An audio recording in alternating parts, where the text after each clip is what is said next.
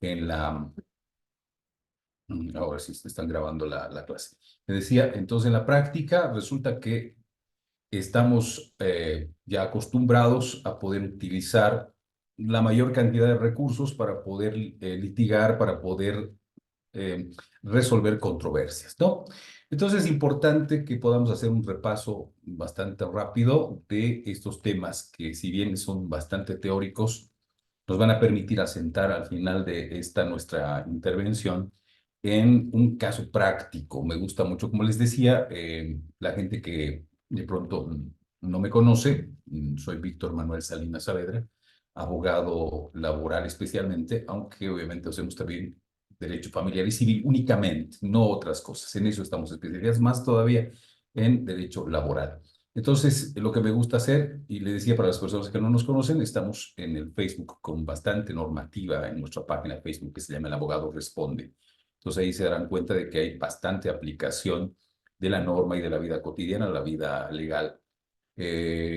¿A qué me refiero? A que este curso al final, por lo menos, va a ser bastante práctico. No tengo algunos grupos ya de WhatsApp con quienes compartimos clases prácticas de derecho forense laboral, es decir, especialmente para abogados noveles que están empezando a litigar.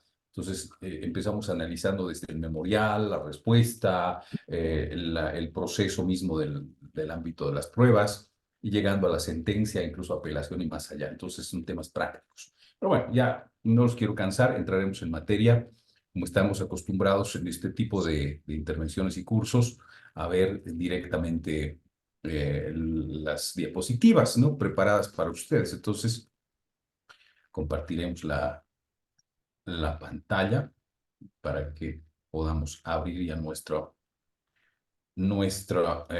material, ¿no? A ver, vamos a ir por acá, donde está nuestro material. Trabajo bastante en la nube, nos permite tener acceso, pues, es un consejo antes de empezar, un consejo muy importante para la gente que va a trabajar especialmente en oficinas y en realidad en cualquier parte, ¿no? En cualquier institución o en cualquier situación en la que necesiten ustedes de documentación para que puedan abrirla y no olviden el flash, no olviden guardar algo, etcétera, pues ustedes lo que pueden hacer es trabajar como lo hago yo con la nube, ¿no? Todos mis documentos están en la nube y por lo tanto me permiten realizar la apertura de mis documentos donde quiera que esté. Pero bueno, eso son como consejo para nuestros colegas, especialmente de derecho, ¿no? Porque en la vida práctica, mi colega que trabaja conmigo en la oficina, que somos dos, está sufriendo cuando su computadora se daña o cuando no quiere abrir o cuando se cuelga. Entonces, es un consejo para ustedes el hecho de que puedan trabajar en la nube, ¿no? Existen varias nubes, varios lugares donde pueden almacenar sus archivos y pueden abrirlos de donde sea. Bueno, estamos compartiendo pantalla, se ve, ¿no? ¿Es cierto? ¿Es correcto? ¿Estamos bien? Si me confirma alguien, sí, creo que sí. Bueno, empecemos entonces. Así es, doctor. Podemos visualizar las diapositivas. Ya, muy amable, gracias. Empecemos entonces hablando del derecho al trabajo en la Constitución Política del Estado. Y lo vamos a reiterar más adelante, en la Constitución actual, febrero especialmente del 2009, es muy importante como un parteaguas en el derecho laboral. Esta Constitución, que si bien hubo un conflictos, ustedes saben muy bien que hubieron conflictos al poder aprobar esta Constitución actual, es un parteaguas en lo que se refiere a los principios progresivos de los derechos políticos, sociales, económicos. Hablemos sobre todos los derechos políticos, o digo sociales en este caso, porque estamos hablando del derecho laboral, que es prácticamente y es fundamentalmente un derecho social, de interés primordial. Entonces, ¿por qué digo que el 2009, febrero del 2009 especialmente, es un parteaguas dentro del derecho laboral?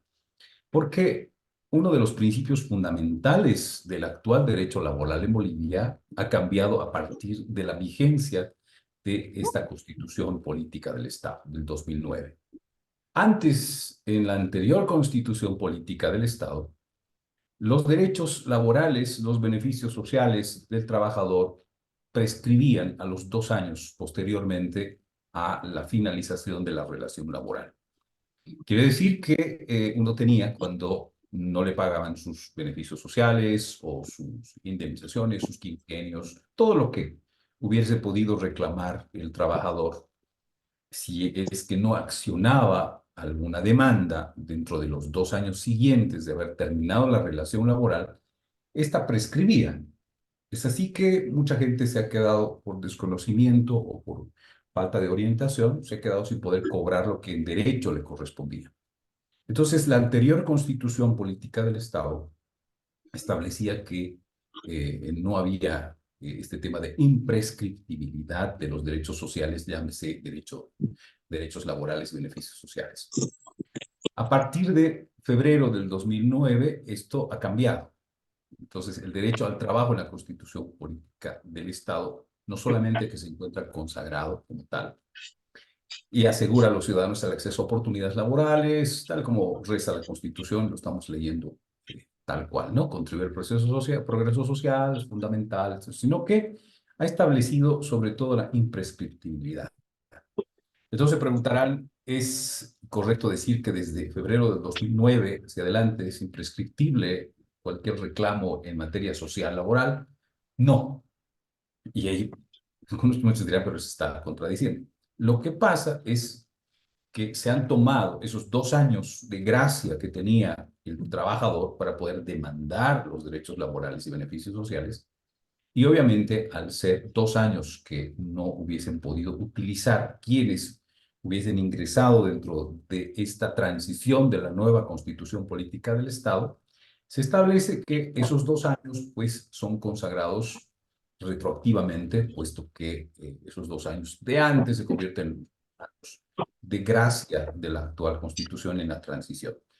Para decirlo más claro, desde febrero del 2007, 2 años antes a la vigencia de la Constitución Política del Estado actual, los derechos laborales en Bolivia son imprescriptibles. Es decir, si alguien ha trabajado 2007, 8, 9, 10, 11, 12, adelante, y nunca ha reclamado sus derechos laborales, sus beneficios sociales, puede demandar en la actualidad, ¿no? Inclusive algunos reintegros de algunas liquidaciones que hubiesen sido firmadas a conformidad, porque eso suele suceder mucho cuando a uno le hacen firmar, pues se va creyendo que cobró lo que le correspondía, pero resulta que en la revisión le falta bastante, faltan cosas que no cobraron.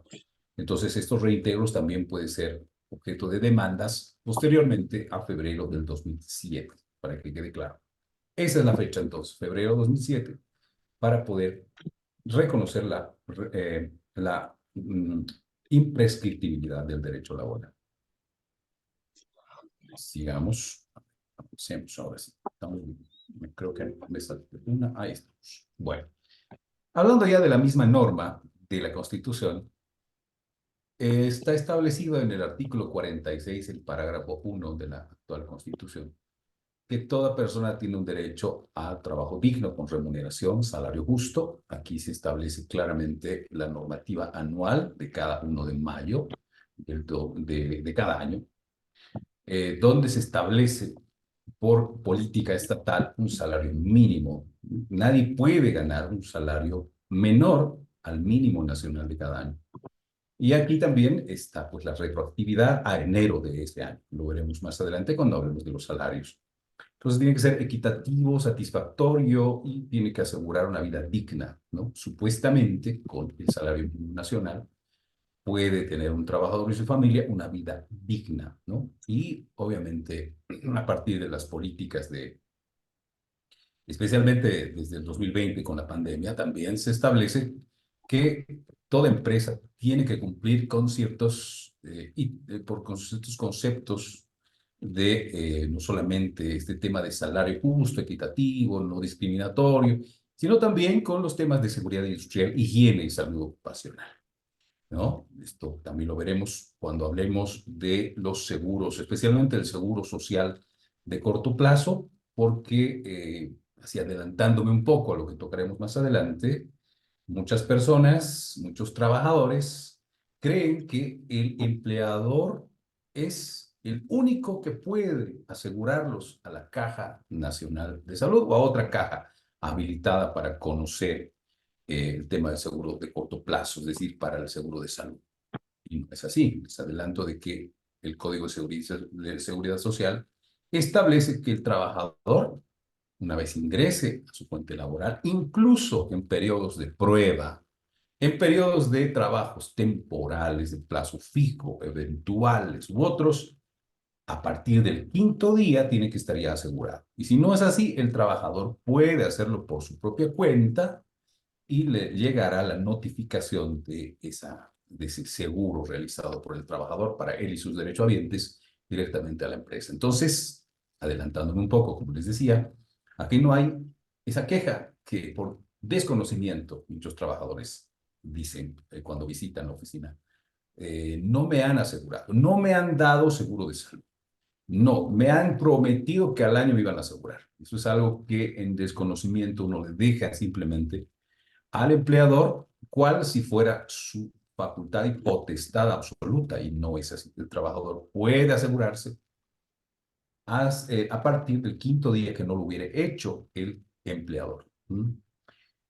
Sigamos en el artículo 48, esta vez, también en su párrafo primero, establece que las disposiciones sociales y laborales son de cumplimiento obligatorio. Es decir, esto en recomendación también a los empleadores, porque en la oficina no solamente atendemos a trabajadores, sino también a empleadores. Y lo primero que tenemos que decirles a los empleadores es que aquí no hay donde perderse. Aquí no, lastimosamente, si no se tiene una buena estrategia respecto a la administración del personal, la administración de la institución o empresa, pues van a tener problemas posteriormente cuando quieran justificar por fuera de la ley de la norma. Un claro ejemplo es cuando alguien, por decirles, dice, bueno, es que no venía a trabajar, venía borracho, se iba y lo he votado de un momento a otro. La ley social y laboral establece, y obviamente como un principio básico de cualquier Estado de Derecho, el principio del debido proceso y derecho a la defensa. Entonces, nadie puede ser despedido por más que le hayan robado, le deban o que vengan borrachos, me faltó el respeto. Entonces, y lo veremos también más adelante en la sesión correspondiente respecto a las disposiciones sociales y laborales que se deben cumplir, pese a que uno pudiese decir, pero yo tengo razón, la ley está siempre por encima de cualquier tipo de consideración personal que uno pueda tener. Las normas laborales se interpretarán y aplicarán bajo principios de protección de los trabajadores. Esto lo veremos enseguida en base a un principio fundamental que es el de protección y el indubio pro operario. Es un principio basado precisamente en latinismo, pero es fundamental en derecho laboral, no solo en Bolivia, sino también en todo el mundo. Entonces, el principio de protección es un principio de primacía de la relación laboral, continuidad, estabilidad laboral. En este artículo 48, segundo párrafo, están varios de los principios, hay varios otros más, pero los principios, digamos, constitucionales y fundamentales que vamos a desarrollar el día de hoy y vamos a ver más adelante en una aplicación de un caso real, ¿no? Al final de la audición de hoy. Entonces, los principios son muy importantes, no como un enunciado nada más en este caso, sino como partes fundamentales de poder inclusive reclamar la no aplicación o la indebida valoración de algunos procesos por parte de los jueces. Entonces, hay que establecer el principio de protección, tiene que hablar de la primacía de la relación laboral, la continuidad y estabilidad laboral, la no discriminación y la inversión de la prueba. Y hay otros más que los veremos enseguida. Pero es importante que tomen en cuenta esto que es fundamental. Artículo 48, parágrafo segundo, está la clave de muchas apelaciones que puedan ustedes hacer más adelante. Los derechos laborales, y aquí está lo que les había yo adelantado hace un momento atrás, desde cuándo son imprescriptibles. Primero que son irrenunciables. Aquí hay también, adelantándonos un poco a lo que veremos en futuras audiciones, el tema de la renunciabilidad de los derechos laborales. Cuando uno firma un acuerdo con su patrono, cuando uno firma la conformidad de su liquidación o finiquito, uno podría decir que puede descansar tranquilo y se ha visto mucha mala fe en algunos empleadores. Seguramente muchos no, la mayoría que seguramente no son así, pero hay mucha mala fe en muchos empleadores, ¿no? Y que dicen que, bueno, arreglaremos tu liquidación y mira, te voy a dar, si les correspondía 30, 40.000 bolivianos, tengo 15.000. Lo tomas o lo dejas y me lo firmas de conformidad. Y ya está, firman los 15.000 y ya. Eso está contra la norma, no se puede renunciar. Obviamente, la renunciabilidad o no está en la acción, está en el principio de voluntad y consentimiento que uno pueda tener. Eso también es muy claro. Si yo concedo, si acepto de que me paguen menos de lo que me correspondía, pues es mi decisión. Por lo tanto, si acepto, no voy a demandar después porque he firmado y ya está. Ahí murió cualquier reclamo. Pero la ley y la Constitución establece que no se puede renunciar, son irrenunciables y por lo tanto uno puede, pese a haber firmado una liquidación, haber firmado un acuerdo, pese a ello puede revisarse legalmente. Es decir, que cualquier acuerdo no causa estado, no causa estado, no es cosa juzgada. Cualquier acuerdo que uno haga con su empleador, por muy contento que se vaya con plata en mano, porque se dice pues más vale plata en mano que 100 volando, ¿no es cierto? En realidad el dicho dice pájaro en mano que cientos volando, pero el tema del dinero, si hay plata en el bolsillo, ya, pues no voy a reclamar ahora mismo, porque hay que decirlo, los procesos laborales son bastante largos y más adelante lo veremos. Entonces son irrenunciables, son inembargables. Esto también es importante, y me adelanto, ya que no quiero dejar esto, no quiero simplemente eh, enunciarlo, sino también quiero enlazar con un ejemplo. Inembargables cuando, por ejemplo, en los procesos que se ven, dice el empleador, no le he pagado porque destruyó una máquina, por ejemplo, o porque se prestó plata de la empresa y debía y no pagó y después renunció. Por eso es que no le pagué completo su finiquito, no le pagué lo que correspondía, porque de ahí me resté lo que le debía a la empresa, ocasionó, tal vez ocasionó algún tipo de daño y tenía que responder por ello. No se puede embargar los derechos laborales, los beneficios sociales, los pagos, salarios, no se pueden retener a cuenta de deudas que son civiles, cuentas que son administrativas, por lo tanto, por más que uno deba a la empresa, tienen que pagarle la totalidad de sus beneficios sociales, derechos laborales, son inembargables. También, como ya lo anticipábamos, son imprescriptibles. Artículo 48, el parágrafo del 3 al 4 de la Constitución Política del Estado. Sigamos. ¿Qué pasó? A ver, parece que se me duerme la computadora. Ahora sí. El 48 del 5 al 6 establece la incorporación de las mujeres al trabajo, garantiza la remuneración misma que los hombres. Más adelante veremos también que si bien acá se establece que el trabajo es de igual valor, hay cierta diferencia, una discriminación positiva hacia la mujer en cuanto a el horario de trabajo, ¿no? Y los días hábiles para trabajar. Entonces no pueden ser discriminadas, eso es claro, despedidas por su estado civil, rasgos físicos, número de hijos, hijas. Y esto también muy importante, la inamovilidad laboral en la gestación se ha constitucionalizado. Es otro principio, es otra norma que ya no es general, es una norma constitucional, la protección de la mujer embarazada y del progenitor hasta que él o la hija cumpla un año de edad. Ahora, hay que diferenciar qué es la estabilidad laboral y la inamovilidad laboral, cosas totalmente distintas.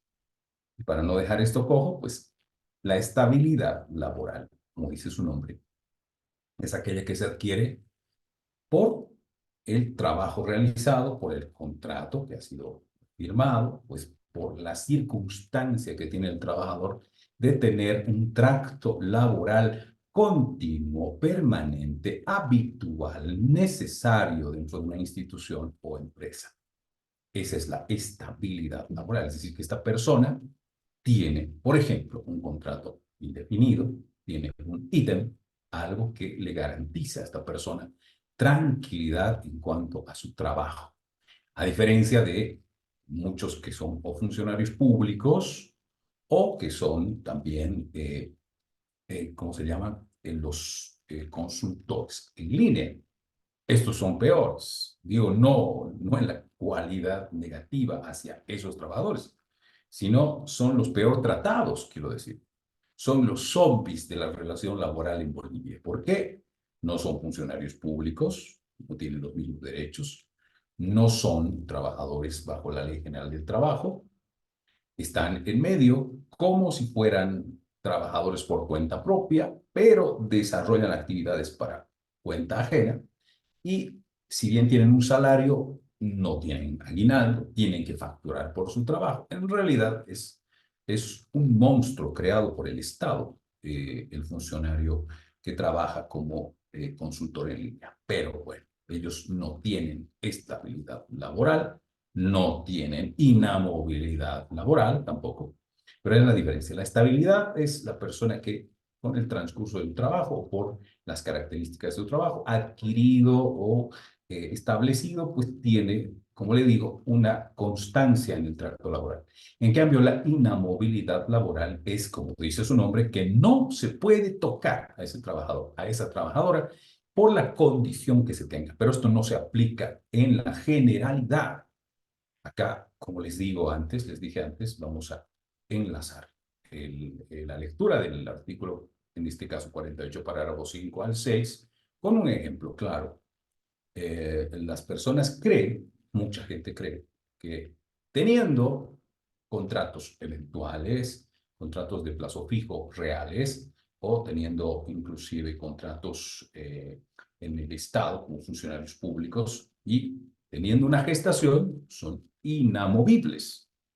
¿Por qué? Porque la Constitución dice que en caso de que la gestación, exista gestación para la mujer embarazada, el progenitor, son inamovibles, no se los puede tocar. Pero no es verdad, no es ese el alcance de esta norma. Esto se aplica a quienes están dentro de la condición de contratos específicamente de plazo indefinido o que estén dentro de, si bien un contrato temporal, que se establezca una temporalidad, es decir, que se establezca que se tiene que cumplir el plazo de ese contrato de plazo fijo.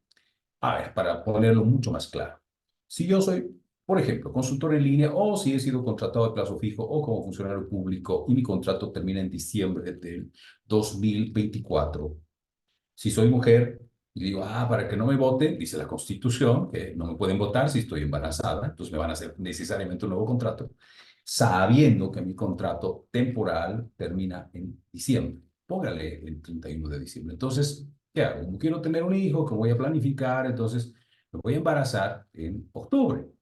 Y así muestro mi situación de gestación y no me van a poder votar, van a tener necesariamente que dar hasta que mi hijo cumpla un año.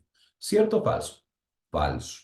¿Falso por qué? Porque, como les digo, esta persona empezó con un contrato establecido con las características específicas, porque hay más de 10 tipos de contrato, que establecen que sabía cuándo empezaba su vigencia de contrato y cuándo terminaba. Por lo tanto, la gestación no va a ser amparada por un amparo constitucional, por ejemplo, no va a ser tutelada, puesto que obviamente de lo contrario habría una inseguridad jurídica tal de que todos los que quisieran seguir trabajando se embarazarían. Pues, y esto no es así. No, me estoy adelantando un poco a lo que veremos después.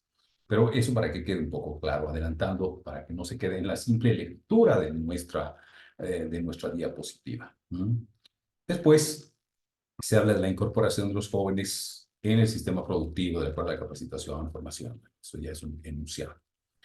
Hablemos entonces de, ahora sí, ingresando a los principios del derecho laboral, los principios laborales. ¿Qué son los principios laborales? Son las reglas rectoras que informan la elaboración de las normas de carácter laboral. En resumidas cuentas, es la fuente en la solución de los conflictos. De ahí, de estas reglas, va a salir una sentencia, va a resolverse un conflicto. ¿Quién resuelve los conflictos? Pues es el juez laboral. Va a interpretar, va a aplicar, va a integrar estos principios a la resolución. Esto es fundamental. Los jueces laborales tienen una tuición, tienen una facultad, además, que es muy diferente a los demás jueces. Tienen la tarifa libre de la prueba. Quiere decir que a ellos se les ha convencido de un hecho, no importa nada más que ese hecho. Entonces, veremos que estos principios van a realmente regir el actuar de los jueces laborales. ¿Por qué los conflictos se resuelven siempre en el juzgado laboral? No se resuelven en el Ministerio de Trabajo. Esto también, adelantándome un poco, voy a reiterarlo con más elocuencia más adelante, pero la mayoría de las personas que nos visitan para hacer procesos laborales nos dicen, fui al Ministerio de Trabajo y no han hecho nada, no me han ayudado, no han resuelto, no me han pagado, no han hecho que suceda aquello, no suceda aquello, aquello o el otro. Pese a que en la actualidad el Ministerio de Trabajo tiene las facultades establecidas por la Ley 1468, que le ha dado las funciones, las facultades más o menos de jueces.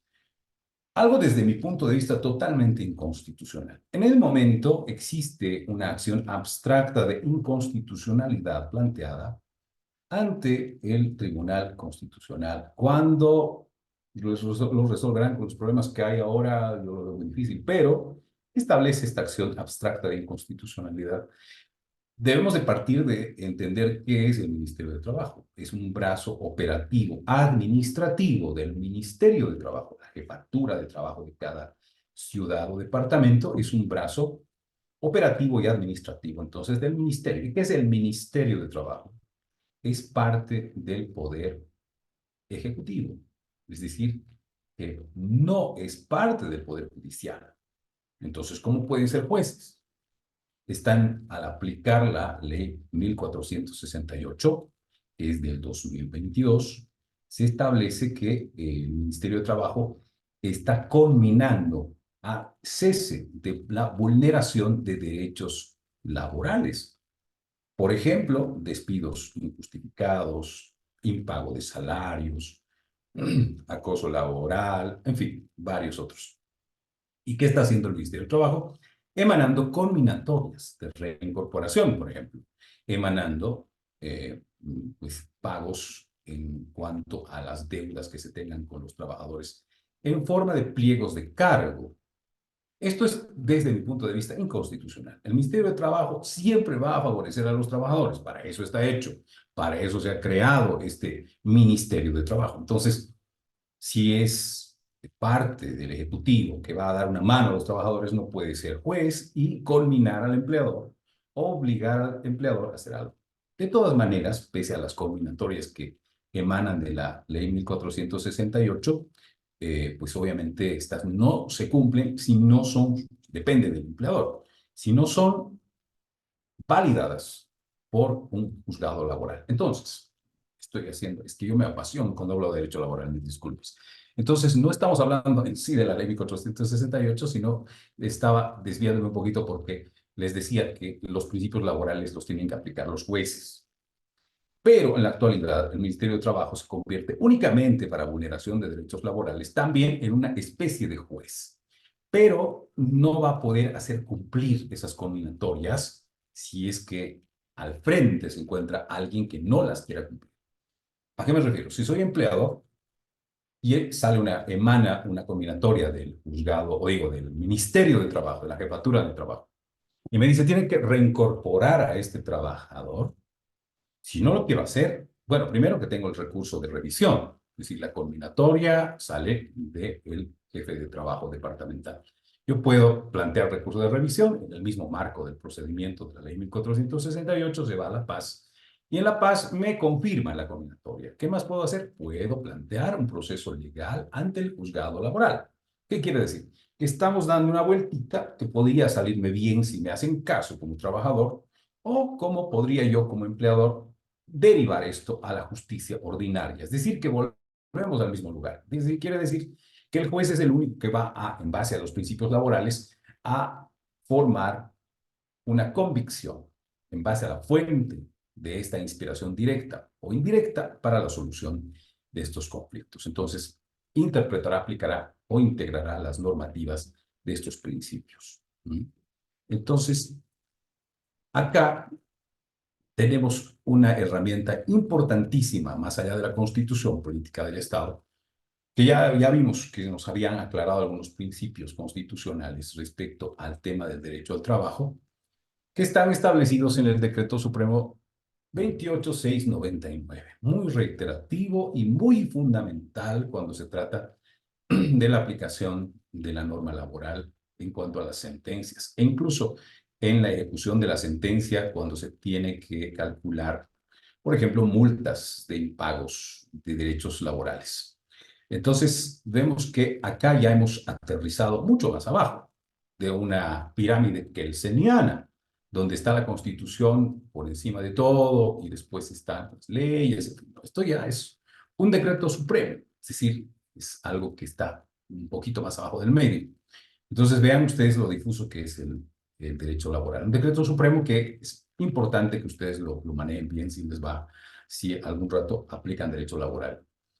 Este decreto supremo establece en el artículo 5 que cualquier contrato civil y comercial que tenga la posibilidad de encubrir, camuflar una relación laboral, no tendrá efectos de esa naturaleza. Es decir, que si alguien contrato para trabajar con un contrato que diga, vale la redundancia, civil, tenemos un contrato civil, no laboral.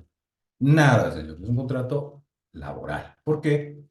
Porque existe este principio ya constitucional de que las normas laborales se interpretan y aplican bajo los principios de protección, sobre todo, y de los trabajadores como principal fuerza productiva. El principio de la primacía de la relación laboral, el principio de la continuidad, la estabilidad laboral, no discriminación. Es decir, ha aterrizado este, este decreto supremo en la Constitución, obviamente para que, o viceversa también, que son relacionadas para poder amparar al trabajador o a la trabajadora.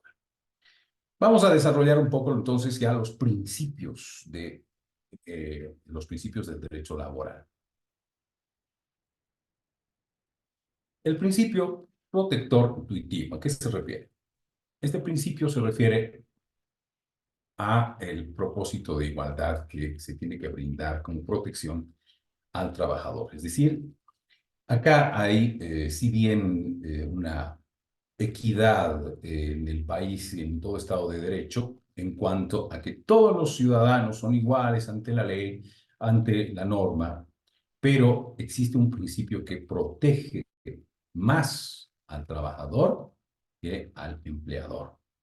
Para muchos es algo que obviamente no está bien, pero eso es lo que establece desde el principio constitucional, porque se debe amparar al trabajador que se supone es la fuerza productiva y el empleador, a diferencia, es el dueño de los medios de producción. Entonces, se tiene que amparar al débil y se tiene que favorecerlo en una relación desigual con su empleador. No son, en el Estado todos somos iguales ante la ley, pero hasta que alguien dice, yo soy trabajador o yo soy empresario, ahí no hay igualdad, obviamente. El empresario será el dueño, el que tiene la mayor facultad, el que tiene a su cargo más bien a los empleados, y el empleado es el que depende del trabajo. Entonces, aquí se desdobla claramente un carácter de protección, es decir, un carácter en el cual el trabajador presta su trabajo de forma exclusiva y se dedica además a su fuente laboral. Entonces, acá estamos hablando de una desigualdad a propósito, si vale el término, en tanto el Estado y la ley protege al trabajador no diré en desmedro, pero en justa inequidad, si vale el término, frente al empleador. Este otro principio es fundamental en el derecho laboral y este debemos de tomarlo muy, muy en cuenta en tanto existe el llamado principio in dubio pro operario. ¿Qué significa? Esto es, como dice su nombre, es un latinísimo en el latín. Indubio, ¿qué quiere decir? Ante la duda, indubio. Pro operario. Vaya usted a favorecer al trabajador. Ante la duda, favorezca al trabajador. Ese es el principio indubio pro operario.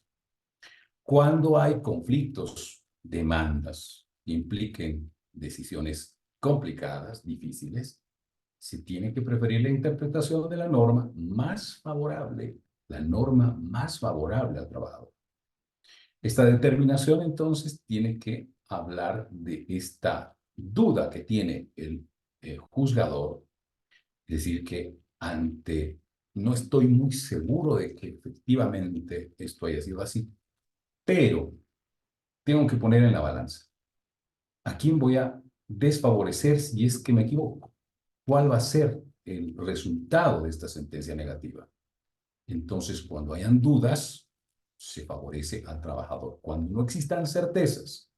En cambio, si el juzgador establece que si alguien demanda el pago de sus beneficios sociales y dice, me deben tres aguinaldos aquí no me han pagado, y el empleador presenta, obviamente, pruebas de que efectivamente a ese empleado se le pagaron los aguinaldos y está su firma, está su rúbrica, está su huella digital, por mucho que no haya existido una planilla presentada al Ministerio de Trabajo, pero está sobre todo primando el principio de verdad material.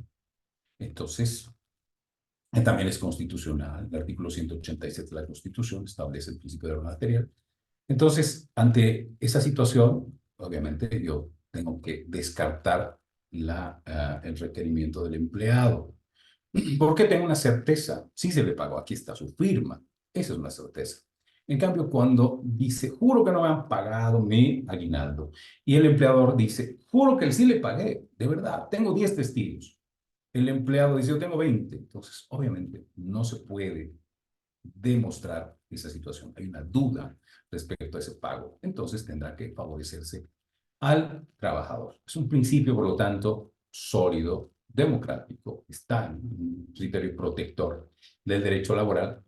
Se caracteriza, por lo tanto, esa naturaleza que tiene de tuición hacia el trabajador, ¿no? El criterio, entonces, del juez de trabajo se ejercita cuando hay un conflicto y se establece claramente que hay una norma que es más favorable para el trabajo. Lo último de esta diapositiva es muy claro. En ningún caso debe servir para disminuir las condiciones que sean favorables al trabajador. Es un principio muy importante.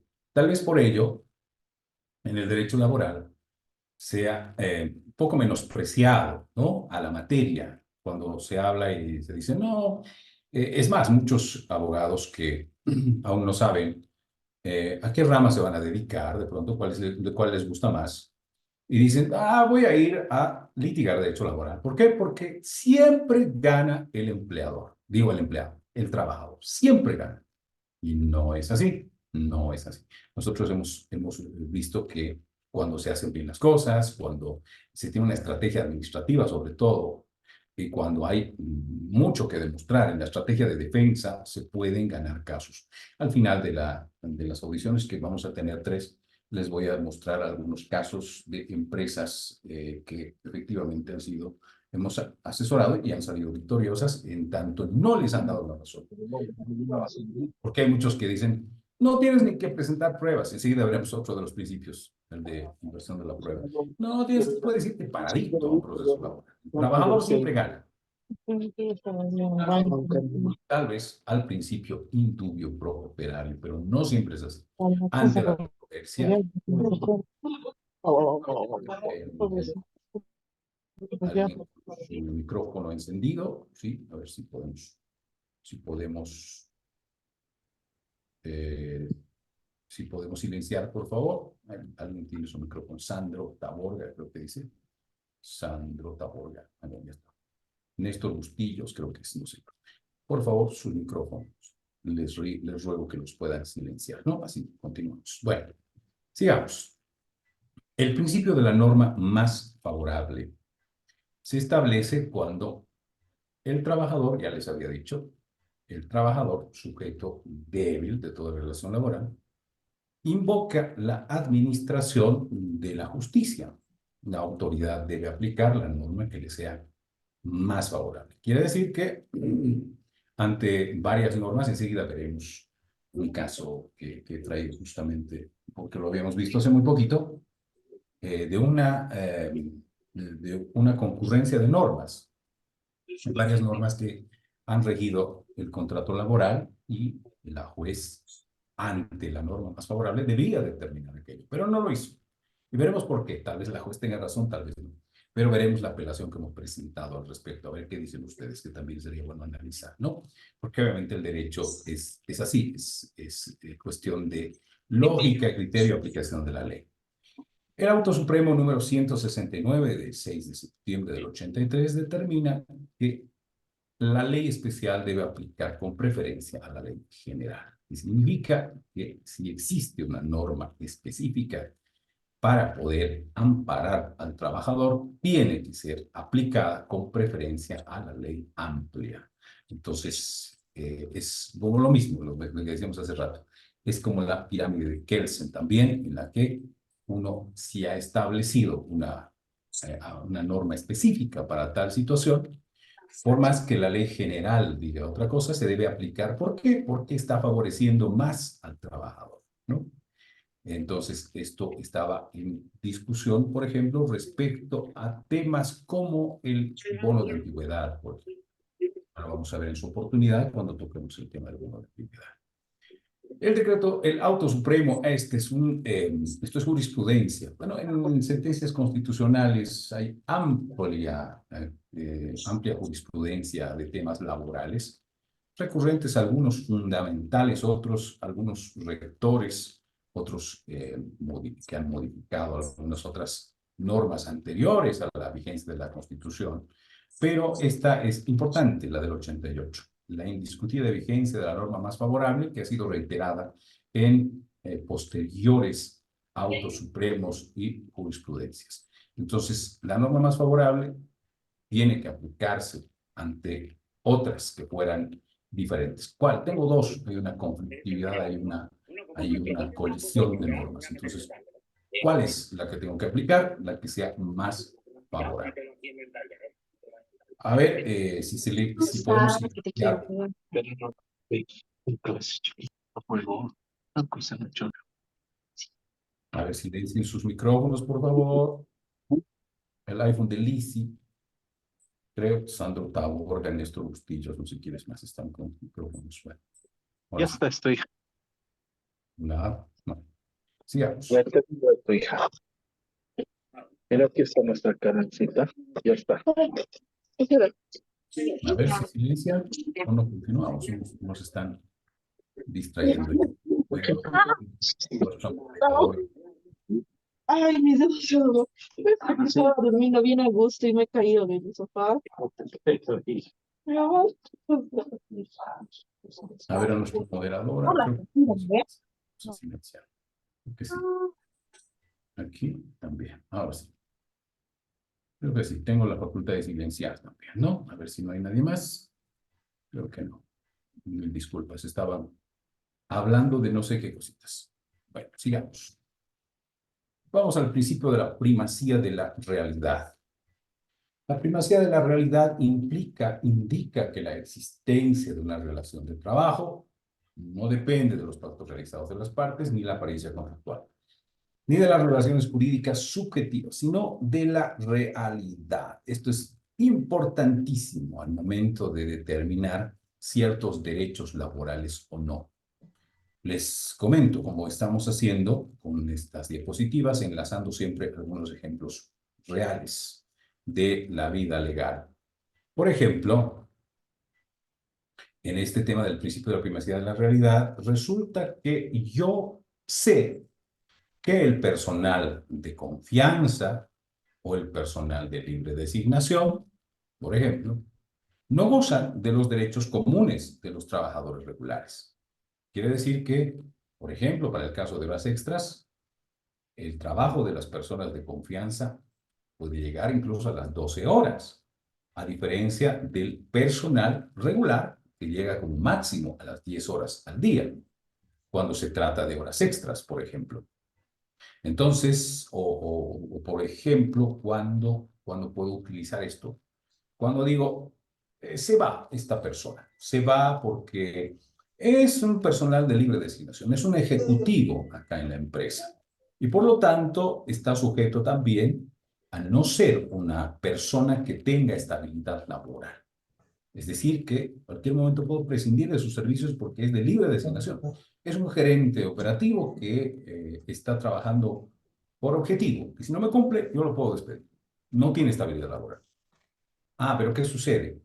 En la realidad, que esta persona, en efecto, su contrato decía que era de libre designación, decía tal vez que era personal de confianza, pero en los hechos resulta que esta persona era un trabajador más, un trabajador común y corriente. Me ha pasado ¿No había con, baldeado? a ver, ¿ha baldeado? No ha baldeado, voy a silenciar. Sí, ahora sí. Néstor Bustillos, por favor, querido Néstor, no habilite su micrófono, por favor. Le agradezco. Le decía entonces que me ha pasado con una empresa de servicio de carguío de combustible, ¿no? Cuando se habían demandado derechos laborales, la empresa respondió que los empleados, los que cargan combustible a los vehículos, eran personal de confianza. ¿Por qué? Porque manejaban dinero. O sea, algo totalmente descabellado. Porque obviamente manejaban dinero porque cobraban de la gasolina, pero no por ello tenían que facultad de decisión, tenían subalternos a su cargo, tenían la libre disponibilidad de horario, que son las características del personal de ejecutivo. Esos son los de confianza y de libre designación. Esos son el personal que puede trabajar porque su labor le establece y le permite, por ejemplo, llegar a una hora, irse antes, porque pueden trabajar hasta tarde también, hasta 12 horas al día incluso. Este personal sí es de confianza, aquellos que tienen a su cargo otras personas, estas personas que tienen subalternos. Estos sí pueden considerarse personal de confianza, pero el contrato dice para un trabajo regular que es personal de confianza, pero no lo es en realidad, porque su trabajo en la realidad, por eso dice, el principio de la primacía de la realidad establece de que esa persona hace trabajos que no son de un personal de confianza. Hemos subido jurisprudencia al respecto a nuestra página del abogado responde, por si acaso. Vamos a republicarla, porque obviamente se publica algo y va quedando atrás, para que ustedes puedan revisar un poquito. Pero hoy les voy a otorgar también esa jurisprudencia, algún material también, además de estas diapositivas al final del curso, ¿no? De esta mi intervención de 3 días. Entonces, esto es importante y lo hemos visto también en el caso práctico que vamos a conocer al final de la audición de hoy, cuando, por ejemplo, en el municipio de Sucre existe, para los municipios del país, a partir de una conquista de los trabajadores municipales de La Paz, existe la Ley 321, que ha incluido a los funcionarios públicos, que serían los trabajadores de la alcaldía, bajo el paraguas, la Ley General del Trabajo, bajo el amparo de la Ley General del Trabajo. ¿Y qué establece la Ley 321? Que algunos, no todos trabajadores municipales, están bajo esta normativa, porque obviamente es muy diferente trabajar en instituciones privadas, que sí están todas las instituciones privadas, bajo la normativa, bajo el amparo de la Ley General del Trabajo, que trabajar en el Estado como funcionario público o trabajar en los municipios que también son funcionarios públicos, algunos, no todos son funcionarios públicos, algunos con el amparo de la Ley General del Trabajo, o muy diferente hacer un consultor en línea. Entonces, se ha logrado, en el caso de algunas instituciones públicas, descentralizadas algunas, que estén bajo el paraguas de la Ley General del Trabajo, lo cual les conviene muchísimo, obviamente, es una conquista laboral. Están las cajas de salud, está el servicio de caminos están los municipios también, pero no todos, les decía a los trabajadores, algunos sí. Entonces, vamos a ver en el caso práctico que he reservado para más tarde, de que en una situación de demanda de reincorporación de un trabajador, se tenía que establecer un principio de primacía de la realidad, pero la juez extrañamente ha valorado más su criterio y simplemente de forma totalmente discriminatoria el término o la formación profesional de esa persona. Tal vez tenga razón la juez, tal vez no, estamos en apelación, pero ya les voy a comentar para que ustedes también puedan darle vueltas. Tal vez el equivocado pues es el apelante en este caso. Veamos, sigamos. Ahí se me trancó. Vamos con esto. El tema y el principio de la, perdón, ustedes, aclaremos la garganta, un juguito. Mil perdones.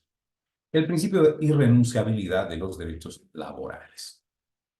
Se refiere a la imposibilidad jurídica de privarse voluntariamente de las ventajas del derecho laboral en beneficio. Ya les había dicho antes que no se pueden renunciar. Es decir, que si usted le dicen, te voy a pagar ya más tu liquidación, pero tienes que renunciar porque tienes que renunciar ¿a qué? Tienes que renunciar a la totalidad. No te voy a pagar esto, aquello, no me alcanza, ¿ya? Es mejor dinero en tu bolsillo que después un proceso largo, tedioso. Y es que algunos hacen durar bastante los procesos laborales. A los clientes que me visitan en la oficina siempre les digo y recomiendo que un proceso laboral debe tomarse el resultado de un proceso laboral, si son trabajadores, debe tomarse como un ahorro a largo plazo, porque a diferencia, hemos litigado en materia laboral en Cochabamba, en Santa Cruz, en La Paz, en Oruro también, en Cochabamba ya lo dije, y en Potosí y acá en Sucre.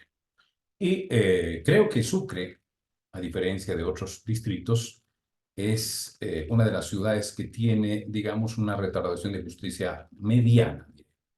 Más complicado en otros lugares, como por ejemplo en La Paz, que hay muchos más juzgados, pero de todas maneras se tarda un poquito más.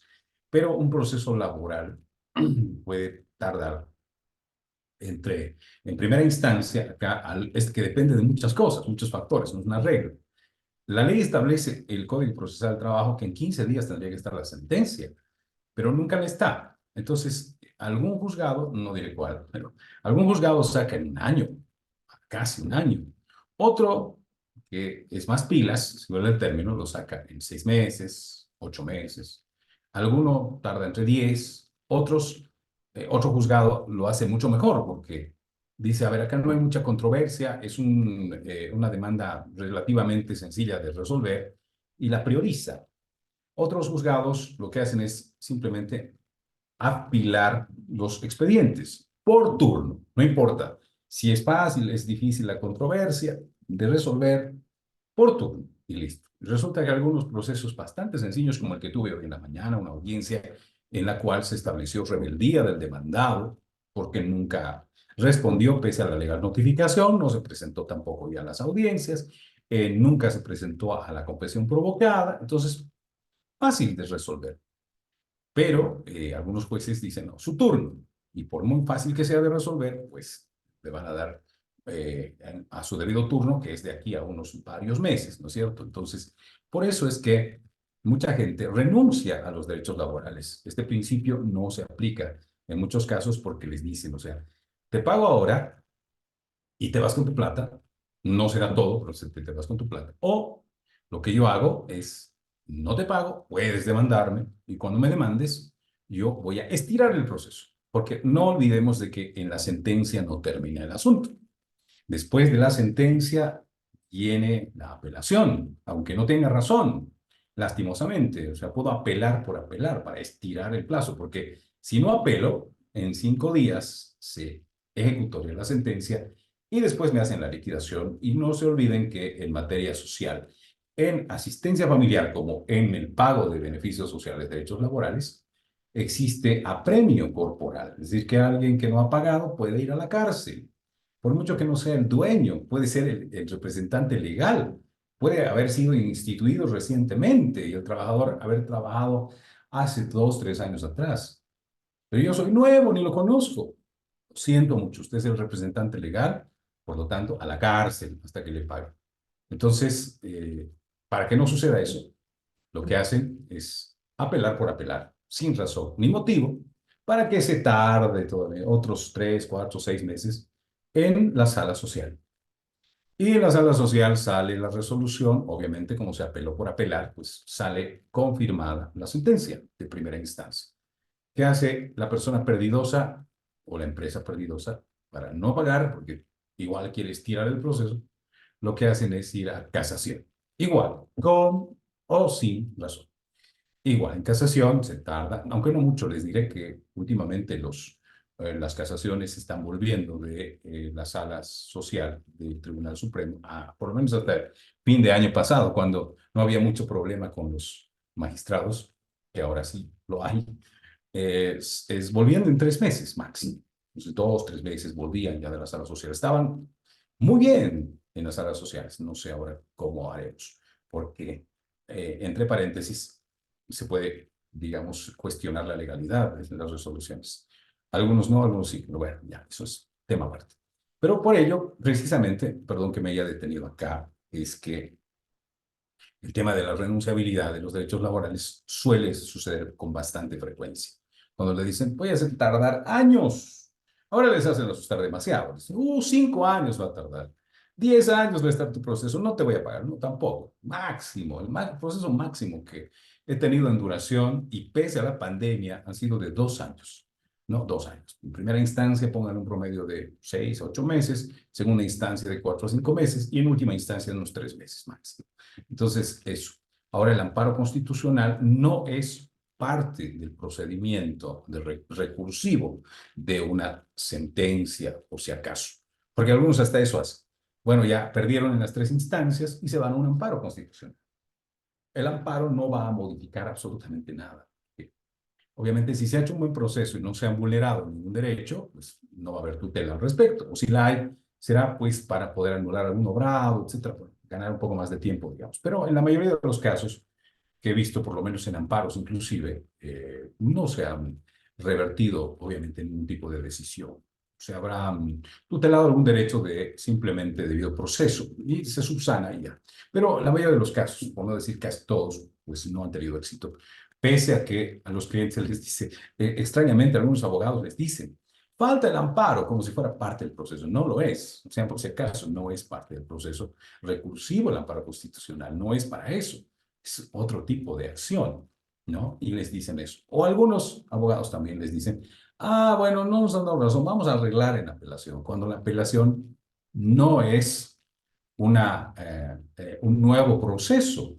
Ustedes saben muy bien, creo que hay muchos colegas en la sala, de que la apelación es pues la denuncia del acto del juez en cuanto al debido proceso y la aplicación de la ley, los errores que ha cometido el juez, injudicando o improcedendo. Entonces, no se puede modificar sentencias, no se puede presentar otro tipo de argumentos que sean diferentes a los que ya se habían utilizado antes. Entonces, no se trata de hacer una nueva demanda en apelación o en casación.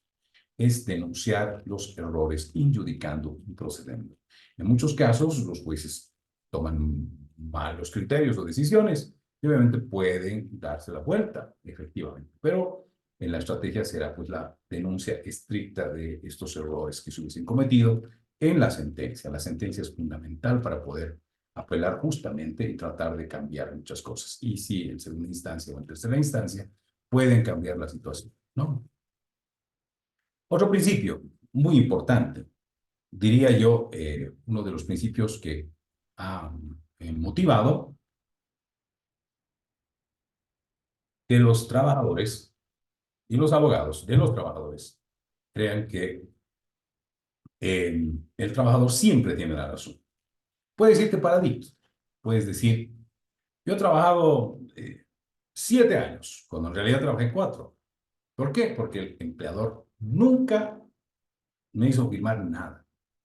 Yo ganaba 3.000 bolivianos cuando me pagaban en realidad 2.000, porque en base a los 3 últimos salarios es que se calcula el promedio por el cual se va a hacer la liquidación de beneficios sociales de derechos laborales.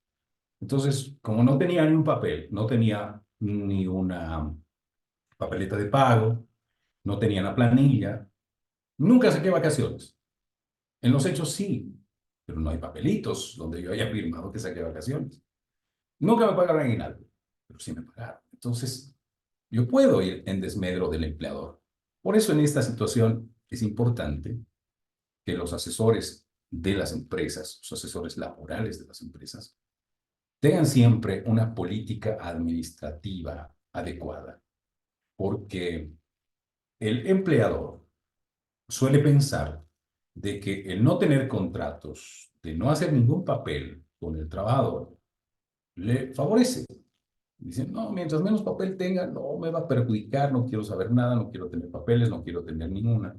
Pero al revés, porque un contrato verbal se considera indefinido. Por ejemplo, cuando en realidad quería hacer un contrato a prueba, puede considerarse indefinido porque he hecho un contrato verbal.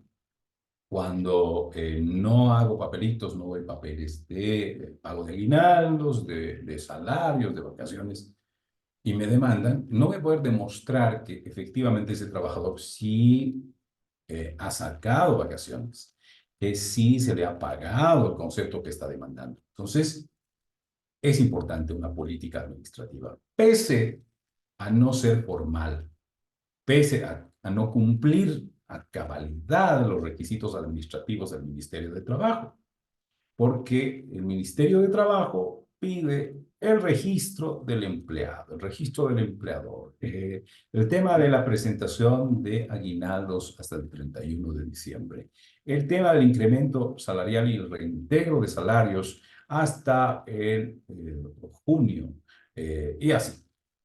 Pero si yo no tengo todo eso, no significa que no pueda en mi empresa generar documentación.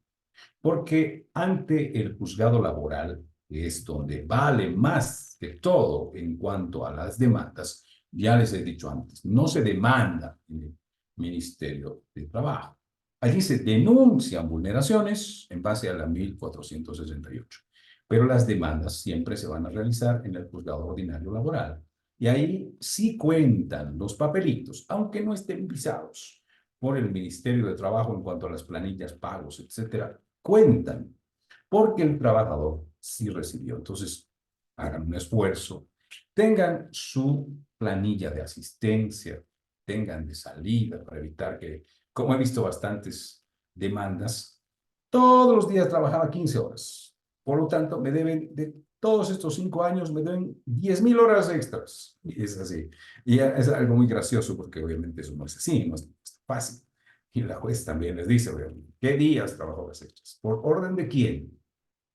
Como veremos más adelante, en las horas extras tiene que haber una justificación para ello. No puede estar simplemente uno decir, me voy a quedar hoy de horas extras y listo. No es así tan fácil. Pero lo veremos en su oportunidad para no dilatar mucho, que ya estamos llegando al límite de nuestra exposición para que se abra la ronda de preguntas. Entonces, el principio de inversión de la prueba es efectivamente en un proceso laboral algo que quebranta la normalidad de todo proceso, porque el que demanda, el que denuncia en otras materias del derecho, tiene que probar lo que está diciendo. Si yo denuncio en materia penal, tengo que probar, no tiene que probar la inocencia, el imputado, el acusado. Yo tengo que probar la culpabilidad. Si demando un derecho en la vía civil, yo tengo que probar que tengo ese derecho. No tiene que probar la otra persona que no tengo el derecho. Entonces, esa carga de la prueba, que en otras materias es efectivamente, pues, carga del demandante, del denunciante, en materia laboral se da la vuelta. El trabajador, entonces, puede demandar y es el demandado el que tiene que demostrar lo contrario.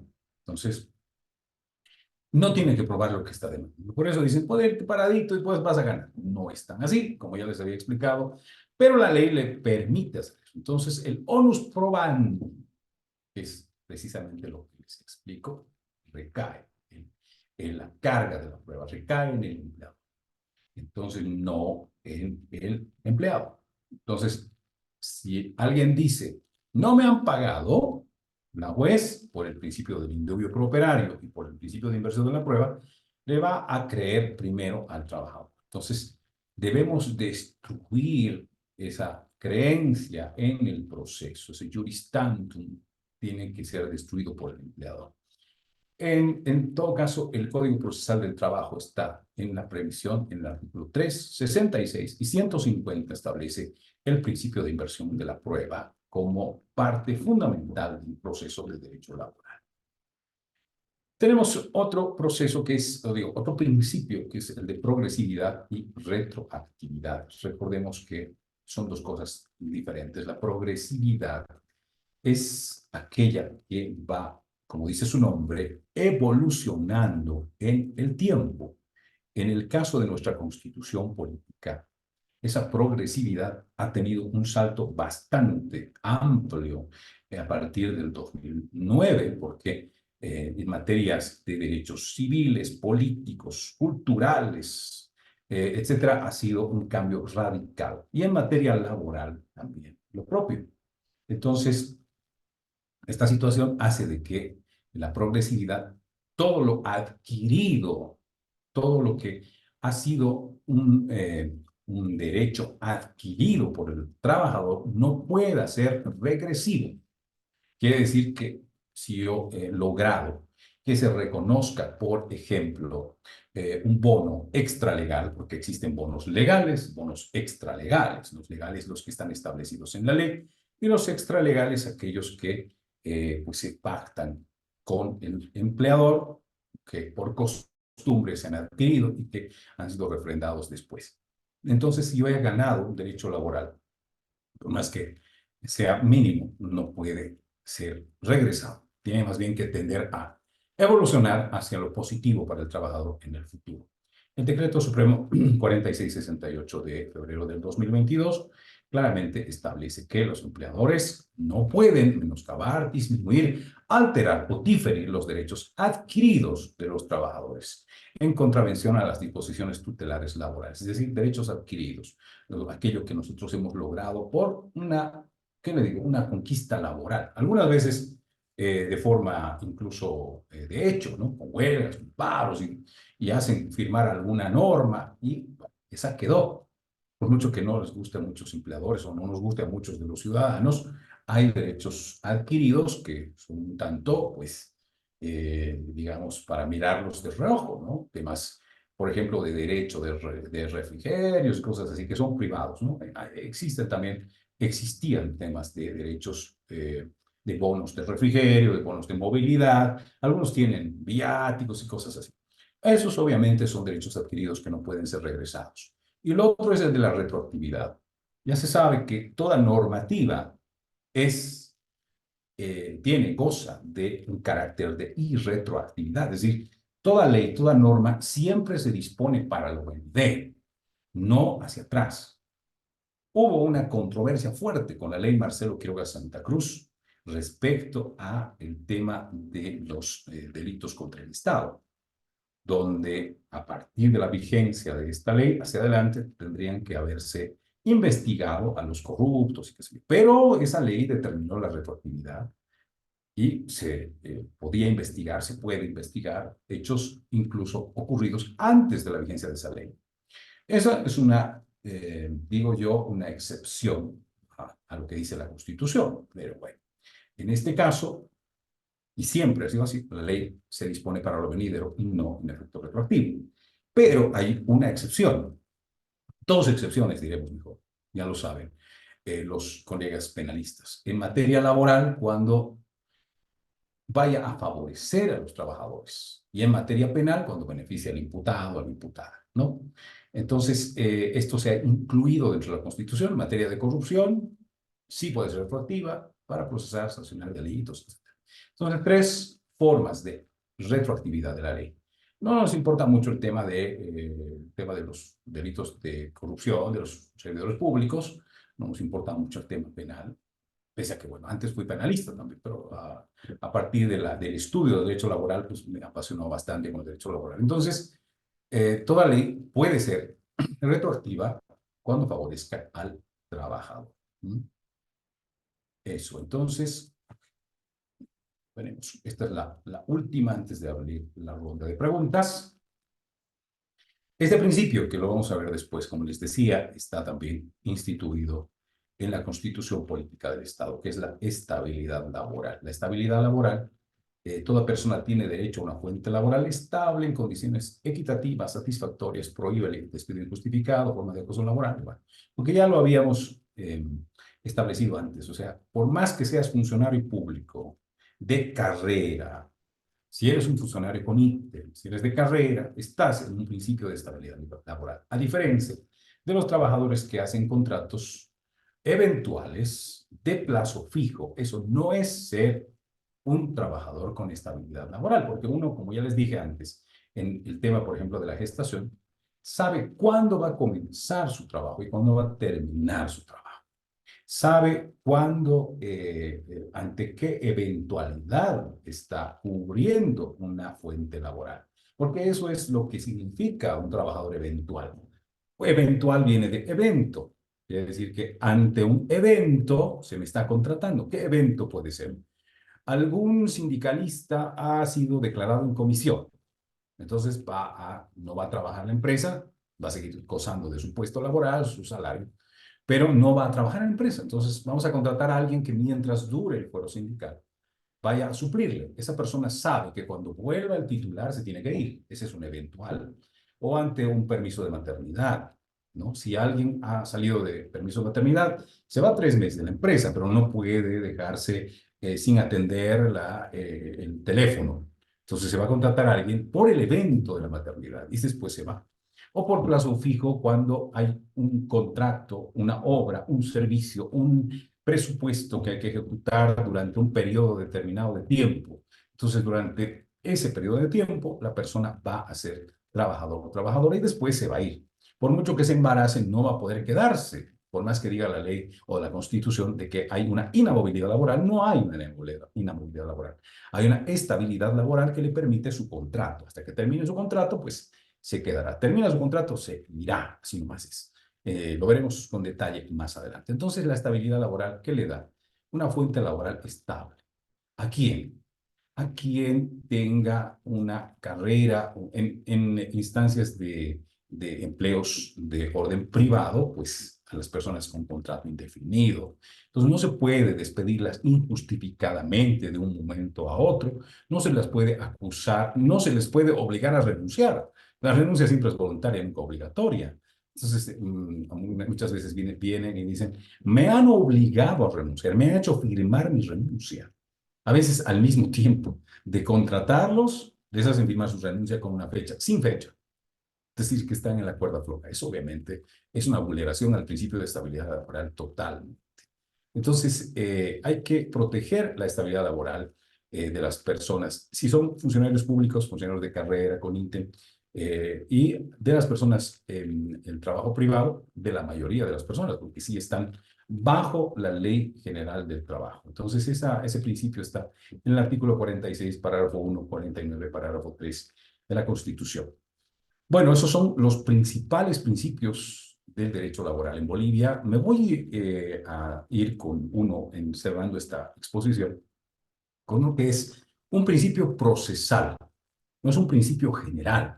Procesal, ¿a qué me refiero? Está precisamente en el Código de Procedimiento Laboral, que es el principio de inmediación. Esto para las personas que algún rato van a litigar en derecho laboral. El principio de inmediación establece de que el juez tiene que ser partícipe de todos los actos que permitan crear una convicción, es decir, todos los actos procesales, tanto de las testificales, de las confesiones provocadas, de las actuaciones como inspecciones judiciales, etcétera, tienen que ser bajo la tuición, bajo la supervisión y conocimiento del juez.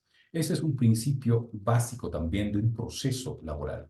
no de la generalidad de los principios laborales, la inmediación. ¿Por qué cierro con esto? Que no está siquiera acá en los cartones, porque yo dije, no mezclemos los principios generales con un principio procesal que está en el Código Procesal del Trabajo. ¿Por qué es importante? Porque he visto que en mi carrera de abogado patrocinante en temas laborales, muchos abogados presentan discos compactos con videos, presentan reconocimientos notariales de transcripciones o presentan capturas de pantalla de conversaciones en Facebook, o digo, en WhatsApp y esas cosas. Eso no es válido, puede ser objetado, porque por mucho que exista el principio de verdad material, eso no puede ser probado. Saben que los medios probatorios son claros y tienen que ser obtenidos legalmente. Entonces, en la actualidad existen más de 5 páginas en Internet que pueden crear conversaciones falsas de WhatsApp, con fotografía, con número, con todo. Yo le saco una captura de pantalla y digo, me ha hablado, no sé, me ha hablado ¿qué le digo? Me ha hablado Lady Gaga, me ha dicho que me quiere conocer y le muestro una captura de pantalla y todos quedan con sus bocas abiertas. No es verdad, la he creado yo. Por lo tanto, ese tipo de pruebas no son válidas en materia laboral.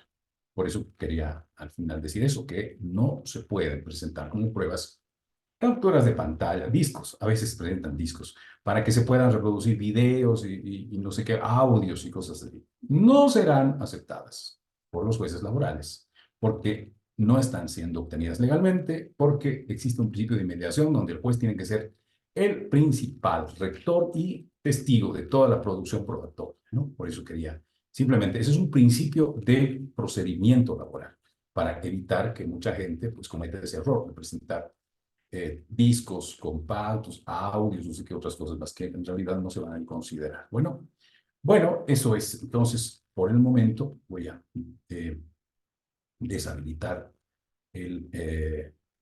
ahora sí, vamos a deshabilitar el compartir pantalla para poder escuchar algunas preguntas que nos hemos reservado ya para estos minutos finales. Entonces, a sus órdenes, creo que aquí en el chat tenemos algunas, no sé si las leo yo.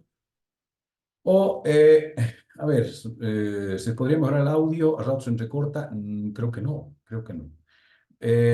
Apaga los micrófonos. Una vez, aquí hay una pregunta de Rubén, dice, una vez terminado un sumario informativo administrativo, existió indefensión, resultado que emite el retiro del trabajador sin goce de beneficios sociales.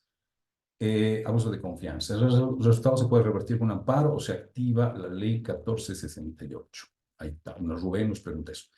Un sumario informativo administrativo. ¿Qué es eso? Esto es derecho administrativo, que tiene que ver también una relación directa con el derecho laboral. Existió indefensión, dice. ¿Por qué dirá nuestro amigo Rubén que existió indefensión? Todo proceso que pueda probar que ha tenido un indebido proceso y ha vulnerado el derecho a la defensa, obviamente puede ser objeto de un amparo constitucional. Pero habría que analizar, establecer dónde es que existió esa indefensión, porque los procedimientos son varios según sea la institución. Pueden tener un procedimiento específico al respecto o simplemente apegarse al procedimiento administrativo general. En algunas instituciones, pues se le da 10 días para presentar pruebas. Después de ello, después de ese informativo, se va a sacar una resolución. Después de la resolución, habrá un recurso todavía de impugnación. Puede ser jerárquico, puede ser, depende. Algunos le dicen de una forma, otros de otra. En todo caso, si es que ha existido indefensión, obviamente que sí, un amparo constitucional es el camino. La ley 1468 no lo creo. ¿Por qué razón? Porque ese está para las vulneraciones de derechos laborales, no está para poder revisar temas de derecho administrativo, que es los sumarios, ¿no? Los procesos sumarios administrativos. Entonces, habría que determinar. Por otro lado, la misma pregunta se establece de que, y dice, sin goce de beneficios sociales. Este tema del artículo 16 de la Ley General del Trabajo y su reglamento necesariamente tiene que tener un proceso. Puede ser un proceso judicial, puede ser un proceso administrativo. Si no existe en la empresa o en la institución un sumariante, si no existe una estructura administrativa que vaya a conocer este tema del despido justificado, tendrá que ser ante el Ministerio de Trabajo. Pero ojo que los beneficios sociales y derechos laborales no es de la totalidad de los años. Si he trabajado 20 años y se ha demostrado que efectivamente he incurrido en una de las causales de despido justificado del artículo 16 de la Ley General del Trabajo y 9 del reglamento, y aún así me han despedido de forma justificada, pierdo únicamente lo que me correspondería a mi liquidación del último quinquenio, no lo anteriormente ya consolidado. Es decir, si trabajo 20 años, ya no me pagarán 20 salarios de indemnización, me pagarán solamente 15. Entonces, no se pierde la totalidad de los beneficios sociales y derechos laborales, sino únicamente los que no han sido consolidados en el último quinquenio, nada más, mi estimado Rubén. Y efectivamente puede plantearse un amparo constitucional. No va a conocerse en el Ministerio de Trabajo porque, ya les digo, el Ministerio de Trabajo no es autoridad ni judicial ni tutelar de derechos constitucionales. Y el indebido proceso y el derecho a la defensa es un tema constitucional. ¿Qué más? Dice Rómulo, más de 2 contratos a plazo fijo que considera empleado permanente o de planta con derecho a todos los derechos laborales, dice. No sé si es una pregunta o es una apreciación, pero, ojo, no en todos los casos, mi estimado Rómulo. Los contratos de plazo fijo, efectivamente, dice la norma, no pueden existir. Lo primero, a ver, los contratos de plazo fijo solamente pueden realizarse para trabajos que no son habituales o permanentes, recurrentes, continuos en la institución o en la empresa. Quiere decir que si yo tengo una heladería y soy yo el propietario, necesito heladeros, no puedo contratar un heladero de plazo fijo, porque me dedico a hacer helado. Por eso es que la ley establece, la normativa establece de que el Ministerio de Trabajo, a través de sus inspectores, tiene que visar ese contrato de plazo fijo. Tiene que ir el inspector y ver y decir, efectivamente, ese es un contrato de plazo fijo. No es recurrente, habitual y necesario en esta empresa.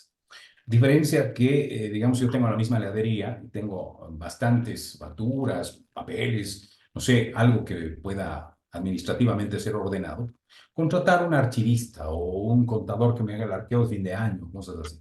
Ese sí puede ser de plazo fijo. Entonces, ojo que no porque mi contrato diga de plazo fijo, se considera necesariamente de plazo fijo. Porque, como ya les digo, ese heladero que ha sido contratado de plazo fijo puede decir, puede plantear una reincorporación laboral y decir, bueno, yo he sido contratado en una actividad permanente, habitual, recurrente, continua, necesaria en la institución y por lo tanto no es correcto que me hayan contratado de plazo fijo. Además, no ha sido visado, no ha venido el inspector de trabajo, por lo tanto, yo quiero seguir trabajando porque estoy más de 3 meses y he adquirido derechos laborales, beneficios sociales y además la estabilidad laboral. Ya está. Entonces, ojo, que no es siempre así. Ahora, en instituciones públicas, esto puede darse recurrentemente. Es decir, que puede haber contratos una y otra y otra y otra vez.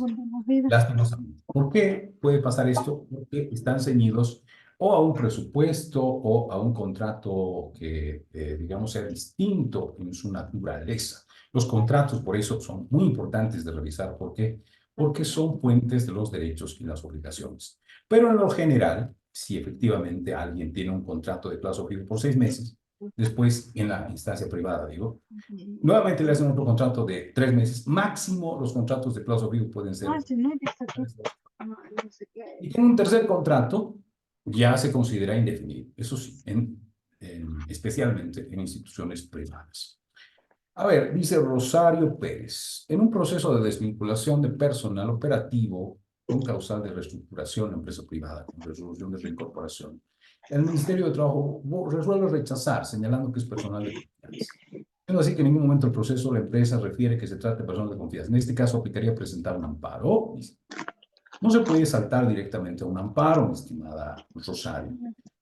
el tema de habría que analizar. Donde más se equivoca el Ministerio de Trabajo es en sus resoluciones. A veces no están debidamente fundamentadas, a veces no han consignado lo que dice la ley. Además, si usted, como dice, nunca se ha dicho algo y después se ha valorado esa situación, no puede accionarse por más jueces, por más que no sean jueces, no puede accionarse pues en ultra petita, ¿no? Cuando más allá de lo que se hubiera pedido. Entonces, el amparo constitucional corresponde de última ratio, como le digo, a una situación de última ratio. Acá correspondería ir a un proceso laboral, a una demanda laboral, así como el empleador puede, después de la resolución del Ministerio de Trabajo, negar el cumplimiento de esa reincorporación ante un juzgado laboral. Lo mismo el trabajador tendría que presentar una demanda de reincorporación ante el juzgado laboral. No importa el resultado de la parte administrativa, porque no es cosa juzgada. Y el amparo constitucional habría que analizar si se ha vulnerado algún derecho fundamental, algún derecho constitucional. Pero basado en una reincorporación únicamente, no corresponde ya acudir allí, precisamente porque ahora los jueces laborales, tanto también los jueces, los magistrados constitucionales, están un poco alivianando el tema, porque antes efectivamente sí se podía acudir directamente sin observar el principio de subsidiariedad, es decir, el agotar la vía previa a un amparo constitucional. Tendrán que ir a una reincorporación judicial, mi estimado Rosario. Las empresas privadas también pueden contratar en calidad de consultor en línea. Roberto Sanabria, no, no pueden contratar en calidad de consultor en línea. ¿Por qué? Porque la normativa para las consultorías en línea están normadas por la ley de contratación de bienes, de servicios, de bienes y servicios estatales. Ahí está el presupuesto, está la estrategia, políticas estatales. Por lo tanto, no pueden ser consultores. En las empresas privadas no existe tal cosa. Consultores sí, es otra cosa. ¿Quién es un consultor? Lo vamos a ver mañana cuando establezcamos. Quería mostrarles hoy día este proceso de... Vamos a tener que hacer mañana, no vamos a tener mucho tiempo. Pero con eso vamos a empezar mañana. Bueno, esperemos que los que han estado hoy día presentes mañana también, porque hemos hablado de los principios, quiero demostrarles dónde se aplican estos principios en materia ya procesal. Pero no quiero salirme del tema y de su pregunta. Los consultores pueden ser contratados en materia, en instituciones privadas, siempre y cuando ese consultor no tenga un contrato laboral, que no tenga las características de un contrato laboral. ¿A qué me refiero?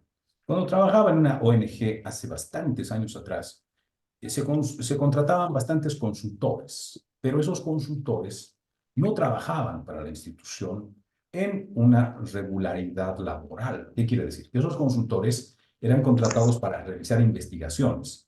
Y esos consultores entregaban facturas. Y esos consultores no tenían horario, no tenían salario, no tenían subordinación. Esos son los principios, o digo, las características de una relación laboral.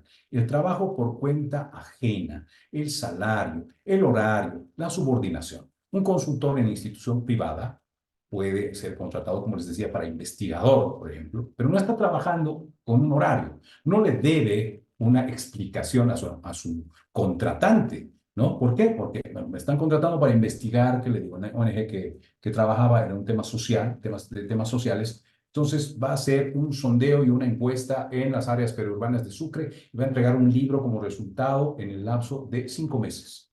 Entonces, ese consultor está trabajando por cuenta propia. ¿Por qué? Porque es un investigador que va a generar una factura. Entonces, no va a recibir un sueldo, va a recibir un adelanto de sus honorarios que van a ser, esa vez me acuerdo que eran en dólares, estaba envidia me daban, $5,000, $2,000 al principio, $2,000 a los 3 meses y $1,000 al final. Eso no es un salario.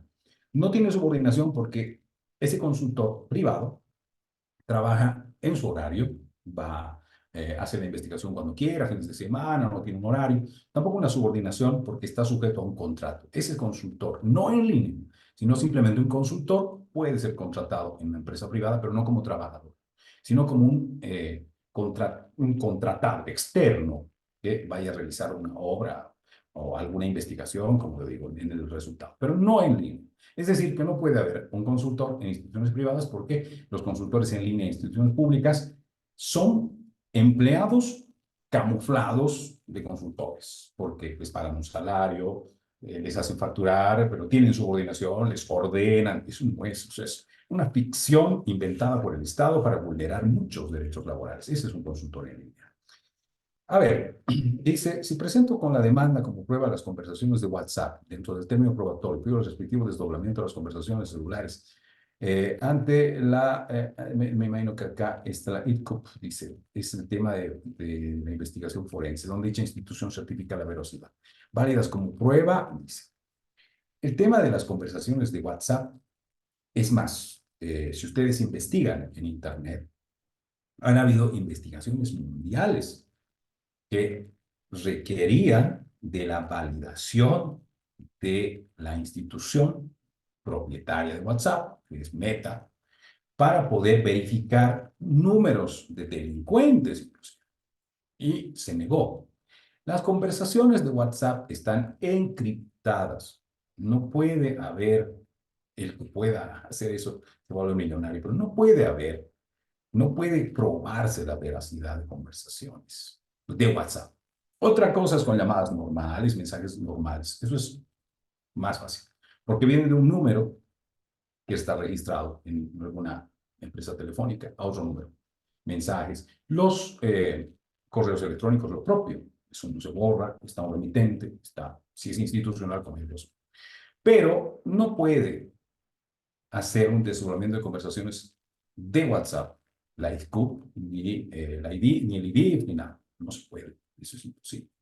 De verdad que no se puede. Entonces, no puede haber una veracidad de conversaciones de WhatsApp. ¿Por qué? Como les digo, yo puedo generar conversaciones de WhatsApp por páginas y con fotografía, con perfiles, con números.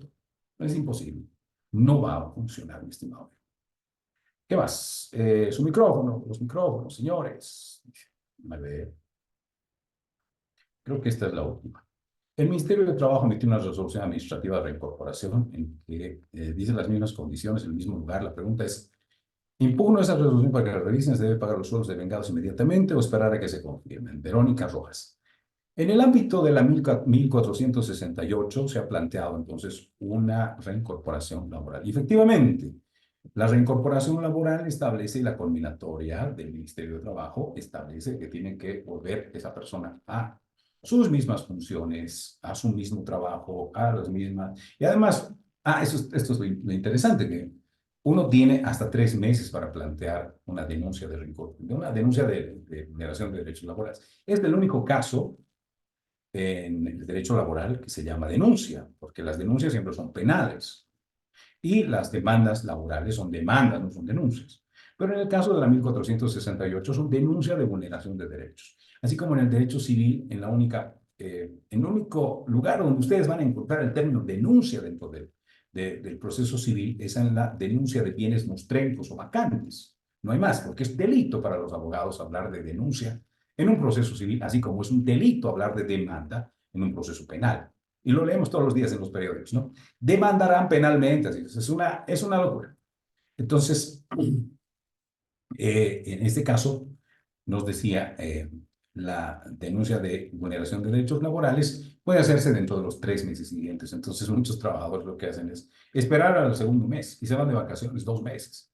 Y después resulta que conminan a la empresa a reincorporarlo. 2 meses gratis, sin haber trabajado, pues tienen que pagarlo, porque era injusto que le vayan a destituir. Entonces, la pregunta es, ¿impugna la resolución? La impugnación se llama el recurso de revisión, por supuesto. Ahora, los sueldos devengados no pueden pagarse inmediatamente, obviamente, porque tal vez le dan la razón a usted. Entonces, si paga antes y le dan la razón, va a tener que pedir la devolución de sus salarios. Entonces, no. Mientras dure la resolución, entonces no le pague. Pero si sale confirmada, también esta persona va a recibir sus salarios mientras dure. Se establecen plazos dentro del procedimiento de la 1468. La 1333 es el decreto supremo reglamentario de la 1468, y que debería de ser dentro de los 15 días tiene que salir la resolución, y dentro de los 30 días tiene que salir el recurso de revisión, pero a veces se tardan demasiado. Mientras tanto, se suman 1, 2, 3 salarios más. Entonces, ¿qué puede hacer usted? Lo que puede hacer es reincorporarlo provisionalmente, ¿no? Para que no cobre en vano. Entonces, por lo menos, si lo va a reincorporar, entonces, provisionalmente, que haga el trabajo. Y si le dan la razón de que esta persona tiene que irse, pues se irá. Se le pagará por el trabajo realizado, pero por lo menos hará algo, a que se le pague de nada, ¿no es cierto? Entonces, depende de usted. No puede, no, si no quiere, no le pague inmediatamente hasta que se confirme. Pero si se confirma, por lo menos esta persona va a trabajar y va a ganar su sueldo de algo, no de balde, de vacaciones, digamos. Caramba, hoy día se me está cerrando la garganta. Lo que pasa es que mi micrófono está incorporado en mi cámara, entonces tengo que gritar un poquito. Mañana me voy a poner un corbatero para evitar esto. ¿Qué más? A ver, ¿puede explicar personas de confianza? ¿Quiénes son personas de confianza? ¿Quiénes son? A ver, explique, ya lo hemos explicado. ¿Quiénes son personas de confianza? Aquellas personas que están, que rodean al administrador, gerente, al personal ejecutivo. Esos son personas de confianza del jefe, gerente, administrador. Personas que forman parte del plantel ejecutivo y por lo tanto toman decisiones, están a su cargo personal, están a su cargo bienes, decisiones. Esas son las personas que rodean al personal ejecutivo. Esas son las personas de confianza. Un chofer no es de confianza porque realiza una actividad pues totalmente común. No desarrolla actividades de decisión. Entonces, yo soy gerente de una empresa. ¿Quién es mi personal de confianza? Será pues, si soy gerente ejecutivo de la totalidad, será mi gerente de finanzas, será mi gerente administrativo, será todo el organigrama superior que tome decisiones, que tenga subordinados, que pueda generar órdenes y que en vez de ser subordinado sea jefe. Ese es el personal de confianza. Por lo tanto, por ejemplo, el horario regular de las personas es de un trabajo de 8 horas en lo general, extraordinariamente hasta 10 horas, y estas personas de confianza pueden trabajar hasta 12 horas, y no, incluso sin el cobro de horas extras. Puede ser retirado de un momento a otro porque ha sido designado de un momento a otro, ¿no? Entonces yo necesito aquí por memorándum, no por contrato. Eso es personas de confianza, ¿sí? A ver, en caso de Fabio, aunque no estamos dentro de él, pero igual vamos a responder, Fabio, permítame. Que tome mi juguito. A ver, Fabio nos pregunta, dice, ¿cuál es el procedimiento en caso de una muerte laboral? Lo primero es denunciar esta muerte en accidente laboral dentro de las 24 horas a la gestora pública como al Ministerio de Trabajo.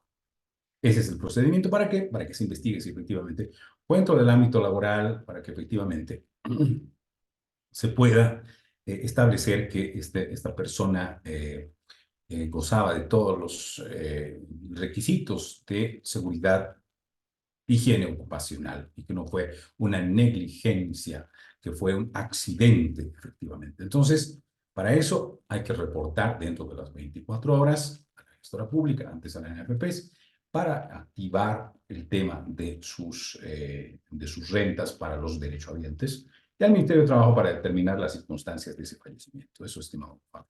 Abel, adelante, por favor, si activa su micrófono, lo escuchamos, si no, escriba las preguntas que las he estado leyendo. Abel Villa. Doctor, muy buenas noches. Buenas noches. Quería hacer una consulta respecto a al personal de confianza en una institución pública, Ujú. llámese un municipio, por decir. La pregunta es la siguiente: si el personal de confianza durante la gestión de sus funciones goza también de inamovilidad laboral en el caso de lactancia o subsidio de su pareja, tomando en cuenta que este del nivel ejecutivo y este libre nombramiento, en este caso, está facultado por la ley porque el decreto supremo, la 002C, claramente establece de que por su naturaleza del personal de trabajo no podría gozar en este caso de este beneficio. Ya, muy bien. Le agradezco la pregunta. En este caso, hablamos de una excepción del tema del contrato de plazo fijo. Un personal de confianza ha sido contratado sin un término de finalización, porque no hay un contrato firmado. Lo dije hace rato, cuando alguien es contratado a plazo fijo o de forma eventual, sabe cuándo va a empezar su relación laboral y cuándo va a terminar su relación laboral. Un personal de confianza, por mucho que sea de confianza, no sabe cuándo va a terminar su relación laboral. Por lo tanto, no estamos hablando del cumplimiento de un contrato o de un plazo para que esta persona se vaya. Es decir, no se le puede decir a un personal de confianza, bueno, hasta esta fecha eras de confianza y ahora tienes que ir, ya no eres de confianza. No. En ese caso, ante la ausencia de una fecha de finalización de un contrato, este personal de confianza, al haber sido progenitor de una bebé en gestación o ser la misma gestante personal de confianza, sí goza de la inamovilidad laboral hasta el año de vida de su hijo, pero hasta el año de vida nada más. ¿Por qué? Porque no tiene esta estabilidad laboral. Ya lo dijimos hace rato, estabilidad laboral es una cosa, inamovilidad es otra cosa. La estabilidad laboral, el personal de confianza no lo tiene, pero ante la ausencia del conocimiento de un término en su contrato, adquiere inamovilidad laboral por el tema de la gestación. Porque tampoco podemos desconocer de que un personal de confianza pues, esté librado de la mano de Dios. Un personal que sabe cuándo empieza y termina, sí. Porque no dice, voy a terminar mi contrato en noviembre y después me tengo que ir, empezaré a buscar trabajo. Personal de confianza, si bien no es de libre nombramiento y etcétera, no sabe cuándo va a terminar, pero y si ocurre una gestación, la constitución política lo ampara en el entendido de que esta persona no sabía cuándo iba a terminar su relación laboral y por lo tanto se supera la inamovilidad laboral a la estabilidad laboral, mi estimado, mi querido amigo. A ver, ese es el razonamiento. A ver, Jerry Lidan Guillet dice, en este sentido, nadie quisiera ser jefe porque los consideraría persona de confianza, pero aunque así fuera, el derecho al trabajo se considera como un derecho humano. Entonces, si se le despide, se estaría vulnerando ese derecho. Tiene mucha razón, pero efectivamente, como ya le habíamos dicho a nuestro estimado Abel, el tema el personal de confianza, pues todo el mundo necesita trabajar, en resumidas cuentas, y uno sabe más o menos a lo que está ingresando. Por ejemplo, cuando uno es contratado como consultor en línea, ¿no? Lastimosamente dice, pues aquí no voy a tener ninguna prestación ni nada, ni modo, pues tengo que trabajar. Entonces, el personal de confianza está establecido en la norma. Les prometo que mañana les voy a dar, para empezar, vamos a conocer esto que yo había traído acá en papelitos, de la aplicación de sus principios laborales que hemos visto al procedimiento laboral.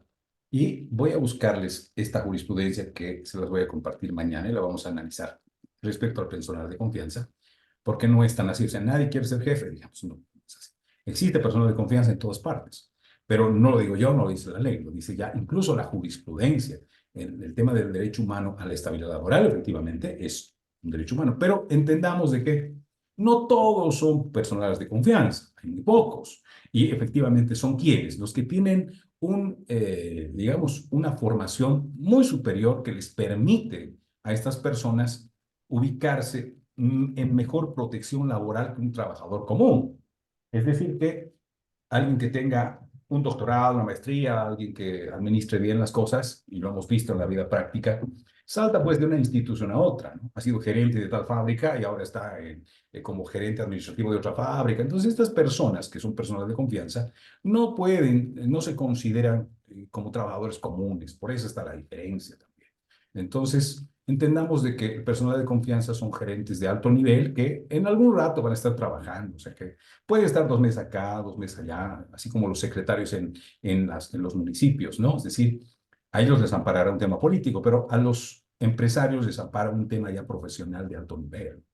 A ver, ya llegando al final de nuestra participación.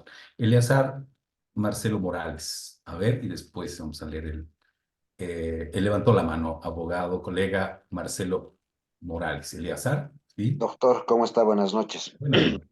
Dos consultas, querido doctor.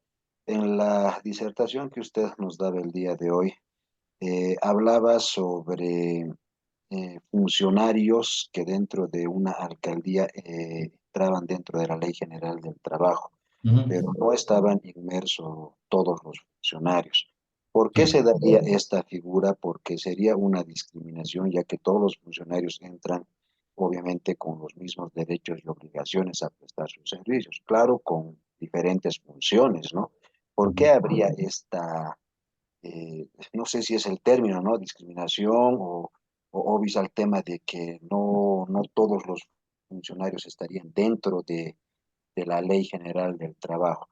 Esa es una consulta, querido doctor. Y la segunda sería que, hablando de la Ley 1468 para la reincorporación, que es en vía administrativa, con esta nueva ley, ¿estaría quedando de un lado o ya no tendría validez presentar tal vez un amparo para pedir también la reincorporación?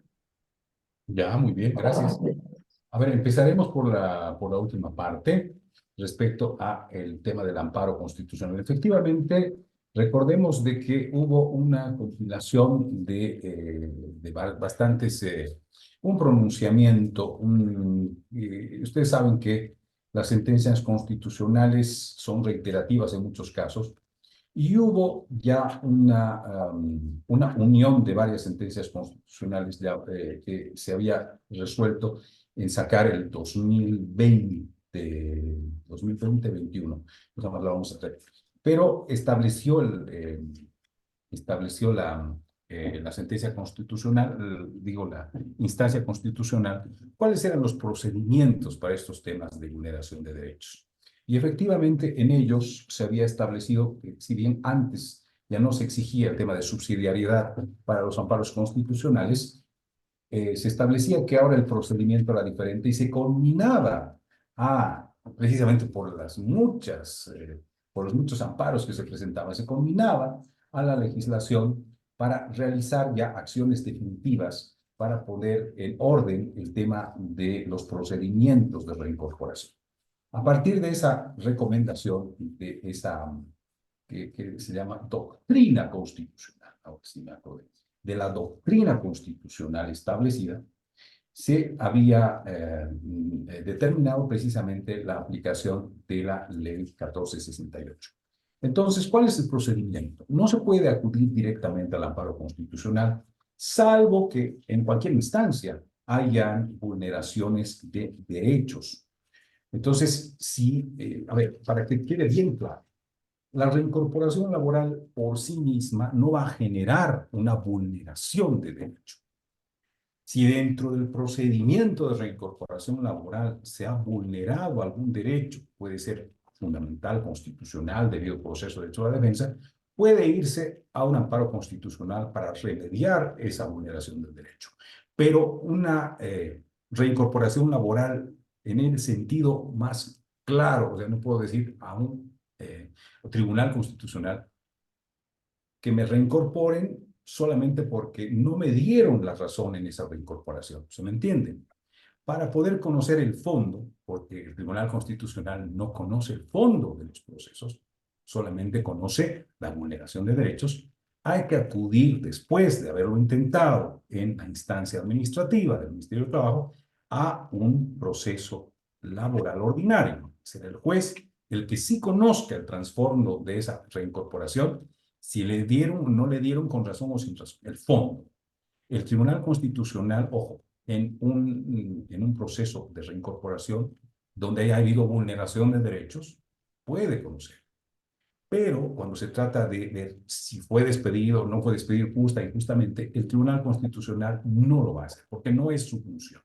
Es el tutelar derechos constitucionales, entonces no puede acudirse directamente. Hay que agotar la vía subsidiaria que va a conocer el fondo del proceso. Y el que va a conocer el fondo, primero es la vía administrativa y después la vía ordinaria. Entonces no se puede acudir directamente para el tema de reincorporación simplemente a un amparo constitucional.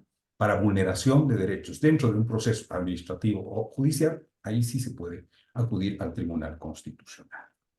Respecto a su segunda pregunta, el tema de la ley 321, ¿qué dice?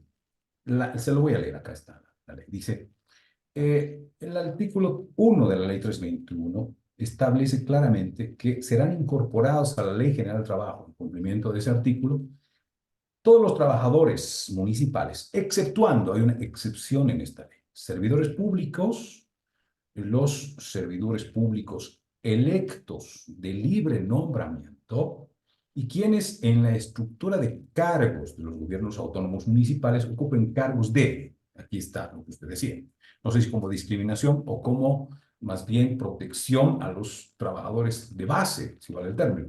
¿Quiénes están fuera del ámbito de la Ley General del Trabajo? Los que están en función de dirección, secretarías generales, ejecutivas, jefaturas, asesores y profesionales. Eso dice. Entonces, de aquí también que yo quería mostrarles este proceso que mañana lo vamos a hacer, porque ahora ya no da el tiempo. Precisamente a raíz de eso es el proceso que traje, porque les anticipo un poquito del proceso. Se planteó un recurso de reincorporación ante el Ministerio de Trabajo y después ante el Juzgado Laboral. El Juzgado Laboral adelantó criterio, lo veremos mañana, en una excepción de incompetencia. Es decir, la juez ya conoció y dijo, no, no soy competente, este es funcionario público, no está bajo la Ley General del Trabajo. Y en apelación, la sala social le conminó a conocer el proceso, pero ya había adelantado criterio. Entonces, ¿qué hizo la juez? Bueno, como me han jalado las orejas, entonces, igual voy a conocer el caso, igual voy a fundamentar de la mejor forma posible al final en mi sentencia, y voy a volver a decir lo que ya dije, que a este señor no le corresponde la reincorporación laboral. ¿Por qué? Solo porque es profesional, pero no fue contratado como profesional. Es ahí la diferencia. O sea, ahí sí entraríamos en una discriminación terrible. Les pregunto, y para que quede para mañana, un poco de digamos que le den vueltas al tema. Un profesional, por el solo hecho de ser profesional, tiene, digamos, si es contratado en un municipio como técnico nada más, como personal, póngale incluso hasta como de manual, como chofer, porque no hay trabajo. Soy profesional, soy, como en el caso por ejemplo, soy profesional en informática, por decirles. Yo puedo trabajar en una institución municipal, no dentro de los cargos que le acabo de leer, sino como chofer. Es decir, que solo por ser profesional no podría yo requerir la reincorporación laboral porque soy profesional. Ahí está. Y ese fue el razonamiento que utilizó la juez, porque en su cargo él jamás era profesional. No fue contratado como profesional, sino como técnico. Pero era profesional en formación universitaria. Y solo por eso la juez dice, no, este señor es profesional y por lo tanto no le corresponde la reincorporación, es un simple funcionario público y no está bajo la Ley General del Trabajo.